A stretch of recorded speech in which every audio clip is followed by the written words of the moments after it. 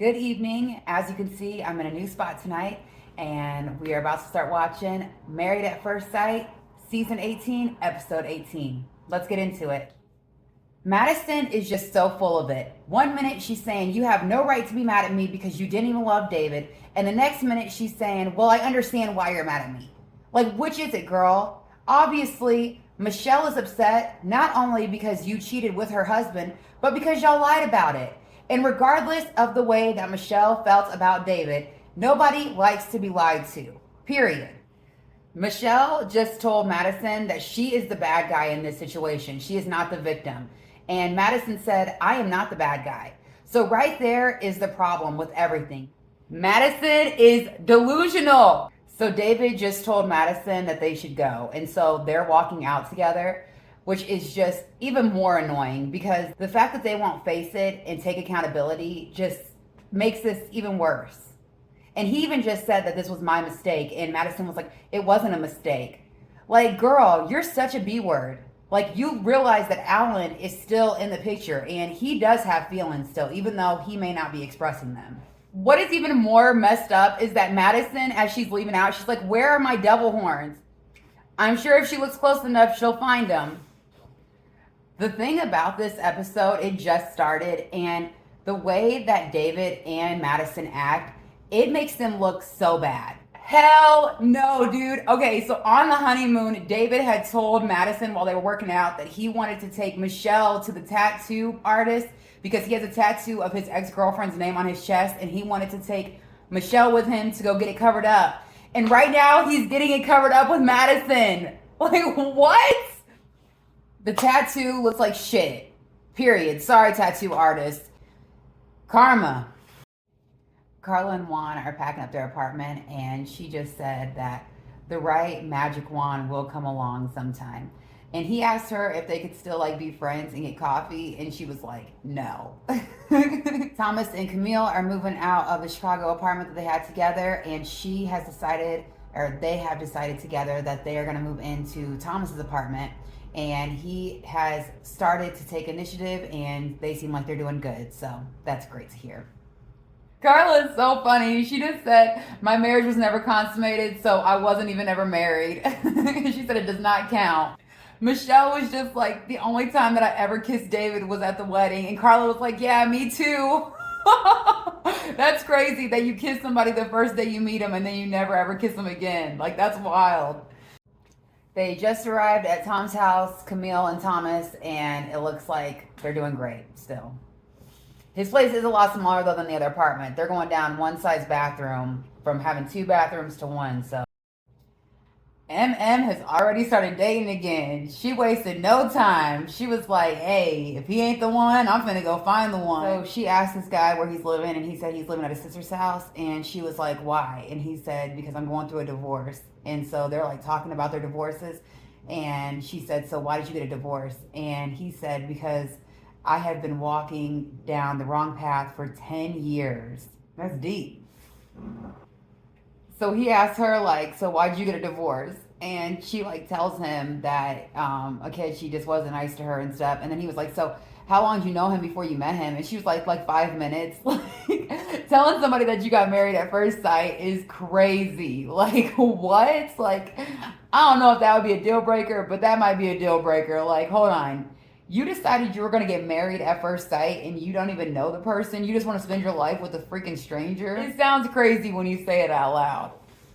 All right, so her date is like, I am so ecstatic that I'm here with you. This is like a dream. And he's like, I want to do this right away again. And I don't know, that's kind of giving me red flags. Like, I like it, but I also am like hesitant. I don't know, it gives me nervous vibes when somebody's like, I want to do this like forever, immediately. Like, yo, we literally just met. Like, I don't know if you should be ready to jump in head first. Like, first, let's go to the shallow end and just get a vibe, you know? He's damn near jumping off the diving board and don't even know how deep it is. And she's just eating it up. Like, all he has to do is tell her what she wants to hear, and she's 10 toes in too. She damn near jumping off the high dive. Like, girl, pump the brakes. We already seen what happened on the honeymoon. Akechi was like giving her good vibes, giving her sweet talk. And then, boom, just in an instant, homie turned and flipped the coin. So Ease in with caution, girl. Ease in with caution. Oh, ew. Yo, David and Madison literally discussed the shit out of me. And right now they're like talking like sex talk and get out of here, yo. Y'all are nasty. Ugh. Ugh. Ugh. I am so disgusted by him. Like, he literally is such a fuck boy. He literally gives me gross vibes. Like, ick. Ick, ick, ick. Ugh. I do not need to hear about your morning sex or your morning anything at all. So I was once told that when somebody's telling you a story but they itch their nose, it's when they're lying. And right now, she's telling David that when she has like intimacy with somebody, it like grows their connection further, and she feels like since they've been intimate that their connection is even better. But she keeps itching her nose. Like, I wonder if she's lying. I wonder if his sex is bad. And now David is talking about how they should only want to see each other, or if that's like where they're going with this. But the crazy thing is when he was married, he couldn't even just see one person. So like, how does she trust that he's going to be faithful? The irony in this conversation is not lost upon me. She is telling David right now, well, if anything ever changes, I want you to be upfront and tell me. Even though it may seem hard, it's better to just get it out there and then not have you sneaking around or cheating or doing anything. Girl. Some of the girls are at MM's house. So Carla, Camille, and MM are all at her house. First off, MM's apartment is so cute. Second off, I love that these girls are actually friends. Like, I feel like these girls have a better connection than a lot of the past seasons that I've seen with Married at First Sight. MM's new boyfriend just came over and he like interrupted their girls' night, and he was like, I have to take her to dinner, so we've got to go. I don't know, it's kind of weird. But Carla is not buying what he's selling, yo. She is looking at him up and down, sideways, every way. She's not getting good vibes from him. And I feel her, because neither am I. I'm getting like, I don't know. I don't know what it is, but no. And MM don't got good taste in men. I'm sorry, girl. I hope you never see this. But if you do, girl, man, you wanted to stay with Akechi too long. I know I say his name wrong, but girl, I would have left his ass the moment that he called me aggressive. I would have told him, you want to see aggressive? Goodbye.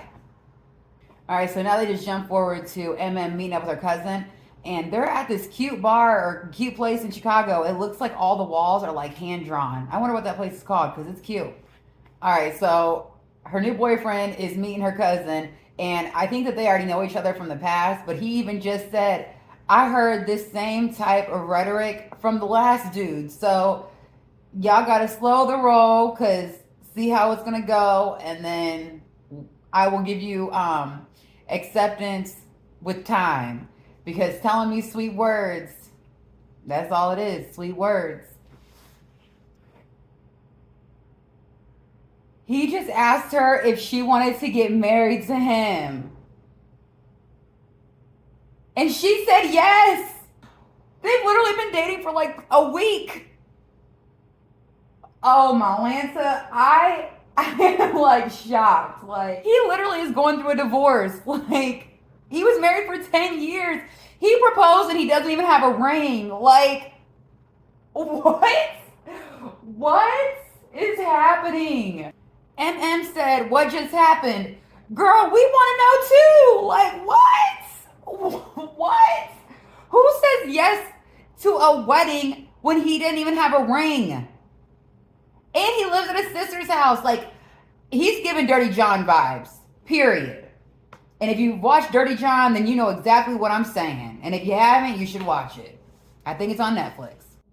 David and Madison are going to a dinner for her birthday, and the outfit that he showed up in, all I can hear is Michelle criticizing it. Like, you don't ever dress up when you go out to dinner? Because he's just wearing like a t-shirt and slacks. Like, some things never change apparently, no matter who he's with. This episode is blowing my mind, yo. He just gave her a martini espresso, and on the top of it, it says, you look so damn fine, I just want to eat you up. Like, David, what the fuck? What the fuck? She just said, David, I think you're a really good-hearted person. I have not gotten that this entire season. I shit you not, yo. I have not ever been like, oh yeah, David's a good person. Like, no, no, no, no, no. That's, you know how they say love is blind? It like makes you have those rose tinted glasses on. She's got the rose tinted glasses on, along with like the kaleidoscope glasses, along with the dark shades, because she is not seeing what's in front of her, which is a slazy slime bag. He's a fuck boy. Period. And to wrap this dinner up, David just told Madison that he could totally see her being his wife someday. And her new boyfriend, they're going ring shopping. They find this ring, which I hope she is not paying for because, girl, he's not giving me good vibes. Not at all. Like, I'm seeing red flags are waving, and that means a parade is coming, baby girl. But anyway, I'll just keep my thoughts to myself, the ones that I haven't shared already. And he told her, he got down on his knee and said, you are everything I've needed, everything I wanted. I can't wait to have kids with you. And just gave her another proposal. Like, oh, Malanta. So Camille and Thomas are buying new stuff for their house, and they just got new towels and new bath mats. One thing that's driving me crazy, though, is that she didn't wash the bath mat before she put it on the floor. Like, wash your stuff before you use it. They just got new bedding too, and I wonder if they washed it. Like, y'all, you guys are sleeping on chemicals and factory stuff. Like, you gotta wash the stuff before you use it.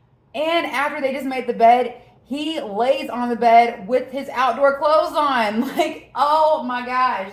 And along with her new bedding, she finally brought out her lingerie. But, yo, he's in outdoor clothes. This bedding is not washed. This is not setting the mood for me. Like, I would have way too many things in my mind. Like, there is no setting the mood. I need to wash these clothes. I need you to get up out of my bed in your outside clothes.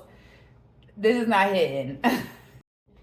Seeing Camille and Thomas, though, together does make me happy. I really do like them as a couple. Like I said earlier, it's Madison's birthday, and David decorated her entire hotel room with like balloons and happy birthday, Madison, and the number 30. Which is sweet. Again, though, I don't like them. They're not a fan favorite of mine by any means. And now David just said that he loved her. That would be shocking if MM's boyfriend didn't just say that he loved her after like 2 dates. Like, hell, at least David and Madison have been talking for months. Well, it's just birthday season. Now it's Thomas's birthday. And since it's Thomas's birthday, the crew is about to get together. Michelle just got there and she was like, I would rather be at the gynecologist than here with Madison and David. Thomas just said, I don't want any more bombshells or bomb drops. I just want everything to be normal. And then the camera cuts to Akechi walking in the door. Like, what? This season is so explosive and so wild. And Brandon, which is MM's new boyfriend slash fiance, just walked up to him and was like, what's up? My name's Brandon.